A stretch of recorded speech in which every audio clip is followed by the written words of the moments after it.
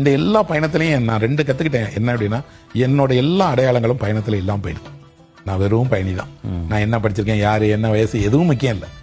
ஒரு ஊர்ல இருந்து இன்னொரு ஊருக்கு போற பயணி, அவ்வளவுதான். எனக்கு வேற எந்த அடையாளம் இல்லை. அது ரொம்ப மகிழ்ச்சியா இருக்கு. இன்னொன்னு, பயணத்தின் போதுதான் ஊர்ல இல்ல, வீட்டை புரிஞ்சுக்கிட முடியுது. வீடு எவ்வளவு முக்கியமானதுங்கிறத நான் பயணத்தை வந்து திரும்பி வரும்போது தான் உணர்ந்தேன். இப்பவும் கூட வெளிநாட்டுக்கு போயிட்டு திரும்பி வரும்போது சென்னையில விமானம் வேகமா இறங்கிறாதான்னு பார்த்துட்டு இருந்தேன். ஏன் அப்படின்னா, வீடு அவ்வளவு முக்கியமானது மனிதனுக்கு. வீட்டுக்குள்ளாடியே இருக்கிறதுனால அதை புரிஞ்சுக்கிட மாட்டேங்கிறீங்க. கொஞ்சம் வீட்டுக்கு வெளியில போங்க.